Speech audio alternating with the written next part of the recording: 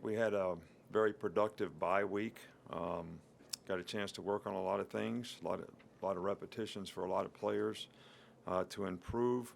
But now it's time to sort of refocus on the task at hand. The players have had a few days off, and I think the goal is for us to play our best football of the year. And to do that, each individual on the team, needs to play, their best.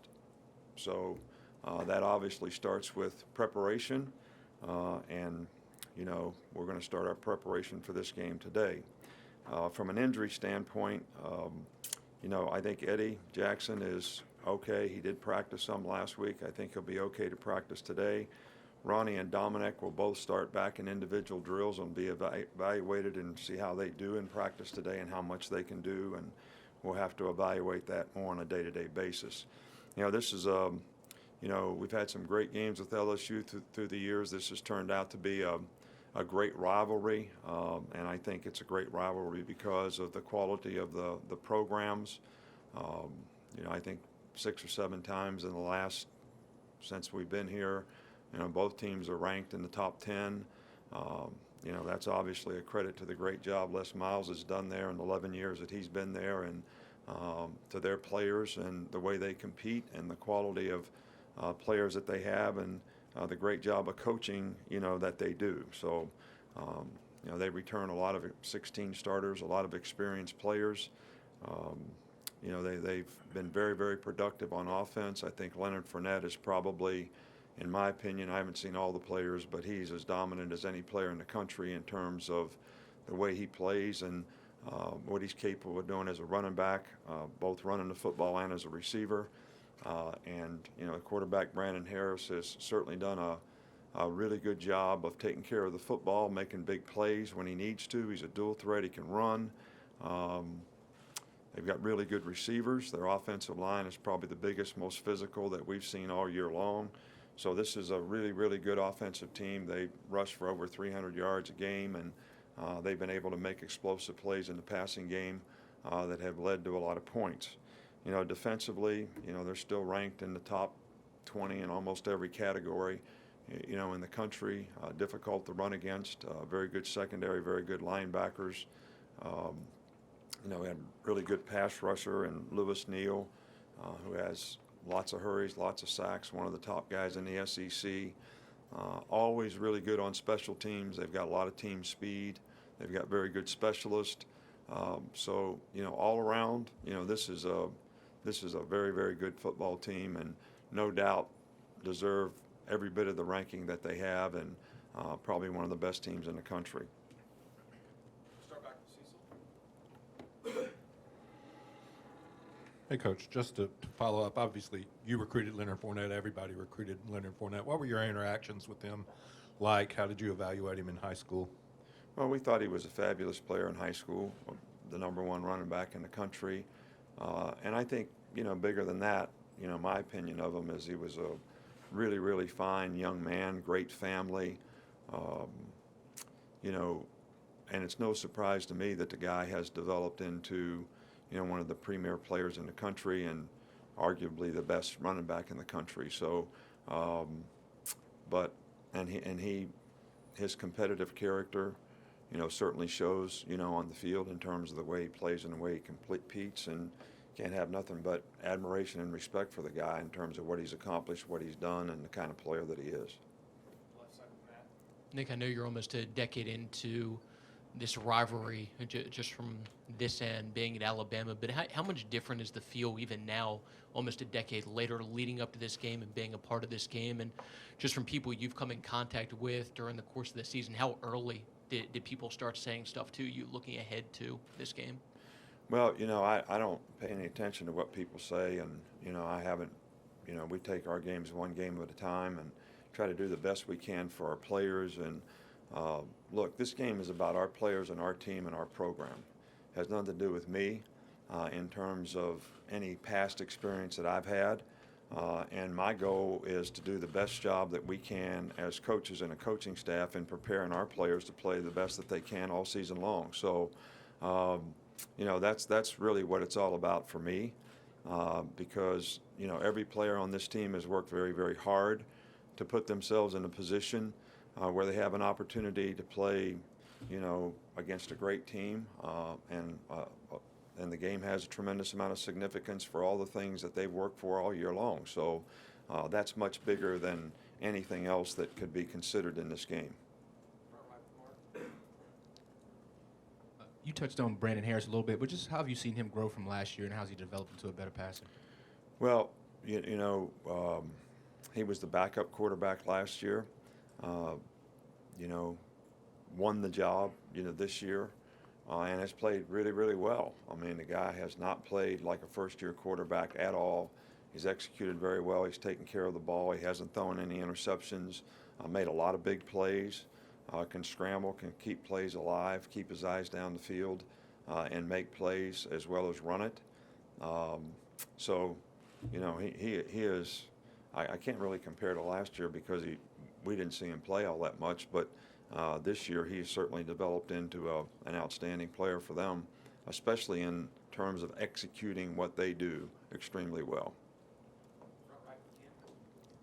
I'm a little off topic, but this weekend, another crazy finish, Miami and Duke, Michigan State, crazy, FSU, Georgia Tech.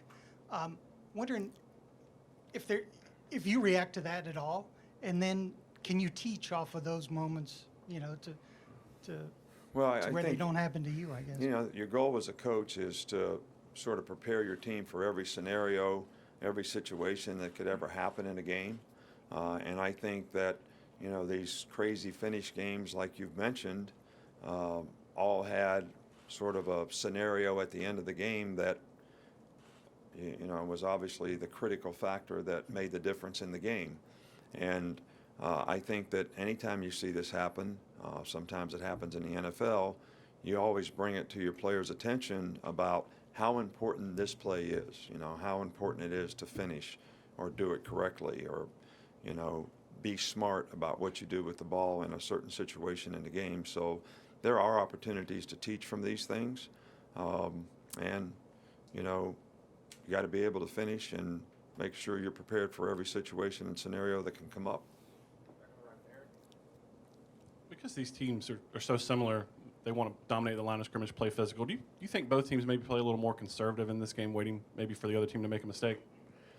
That's not ever been our approach in terms of how we try to play the game. We want to take what they give us and hopefully be able to, control the ball well enough, and never have really ever gone into this game being conservative. And as I think through the years, whether it's a 4th and 1 reverse or a fake field goal or whatever, I punter running with the ball in a punting situation, I don't see anybody being conservative in this game in terms of the way we played. I think the style of play, because of the way they play, it's their style. It's what they do, and they do it very, very well. And we need to do what we do very well, and I don't think being conservative is really going to help you win a game like this. Back over here to Michael. A lot of the attention is on the running backs and the running games this week, but how much has LSU's past their game plan? How much has that evolved over this season? Well, they've made a lot of explosive plays in the passing game, and I think they're taking advantage of what people are trying to do to stop their run, whether it's play 8-man fronts and have to play, middle of the field closed coverage where you got single coverage outside, and they've been able to take advantage of that and make some big plays. And I think the key to the drill is you got to be able to stop the run, but you can't give them big plays. If they make big plays, that's when they score lots of points. And I think when you got a good defensive and special teams group like they have, it's hard to make that up. So, everybody's got to be very disciplined in doing their job in playing a team like this. Coach, all the things that Coker has gone through this year as far as playing and having to have late drives and things of that sort, how much do you think those things have prepared him for a game like this? Well, I think all the experiences that he's had, are experiences that obviously knowledge and experience is always going to make you better. It's going to make you more confident. you know how to prepare, better. You have more poise when you're playing. So I think all those things are important. Jake hadn't played that much before this season, and he's developed nicely and certainly put together a great drive at the end of the Tennessee game. And I think all those things not only help his confidence, but the confidence of the players around him that he can make plays. You've gotten quite a few talented players out of the state of Louisiana over the years. What's been the key to success there? Well, first of all, Louisiana's, got outstanding high school football and a lot of really, really good football players, and we've been fortunate to get a few. And that they LSU sort of dominates their state, but every now and again there's a guy that's looking for some different opportunity, someplace else, and we've been able to take advantage of that in a couple situations, and those guys have certainly done well for us, and it's been an important part of our program. This game traditionally the last several years have come down to almost the last drive situation. How much does the success against Tennessee coming back, and then even the way you fought back against Ole Miss, give you confidence going into a game like this? Well, I think, as I said before, you got to be prepared for every situation in the game, whether we have to go 2 minutes at the end of the game to have a chance to win or whether we have to stop them. And those are things that you try to prepare for the best that you can each and every week, because we don't take for granted any game that we play that may not come down to a situation like that. But I think because we have some experience, that's always helpful to your players in situations like that. Nick, you talked about the way that Leonard Fournette's played this year, but what have you seen from Derrick Henry on your side of the ball and kind of assess the way that he's played this season? Well, Derrick's done an outstanding job for us. He's had a fantastic year. And I don't think you can say enough about the way he's played. And, he's showing great competitive character. He's been very productive, not only in the way he's carried the ball, but in pass protection, things that he's done without the ball. So we couldn't be any more pleased with the way Derrick Henry has played. We want to try to eliminate some negative plays that we've had offensively, but that doesn't come because of Derrick Henry. It comes because of, the focus and execution on a consistent basis that we've had as a group, and hopefully we can eliminate some of those things. Hey, Coach, in a game like this, how do you walk the line between coaching up the emotion of the moment, the emotion of the game, and making sure that the guys aren't so excitable that they don't execute, especially early on? Well, I think in games like this, you have to focus on, not worrying about the outcome of the game so much, but more what you have to do to win your box or, dominate the guy that you're playing against, is the way, a lot of coaches might say it. But and sort of assume that the guy you're playing against may be the very best player you played against all year long.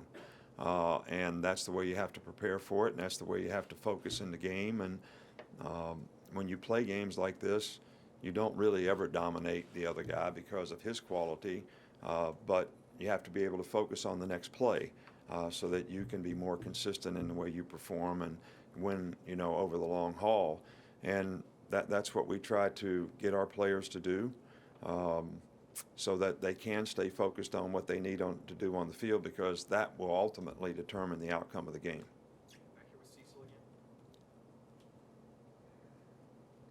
Thanks, Coach. Just for a moment, you've had the opportunity in your career to coach against Frank Beamer, and who's announcing his retirement today, obviously. Just your thoughts on Coach Beamer's career and your interaction with him. Well, Frank Beamer has been, one of the icons in my mind, in this era as a coach. Has a fantastic record at Virginia Tech, has been there for a long, long time. One of the great guys in our profession, as well. I've always admired him as a coach, but also as the kind of professional character that he always carries himself with, the way he treats other people. And I think their program has been, one of the stellar programs through the years, and it's because of the great job that he's done there for a long time with the leadership that he's provided. So I think he's definitely one of the great coaches of this era. You made the decision to put more athletes at safety this year. I wonder, depending on down and distance, do you maybe put Ronnie in to get more size in the box? You know, we don't even know for sure what Ronnie's going to be able to do today. So, you know, there's other factors that determine who we put in the game.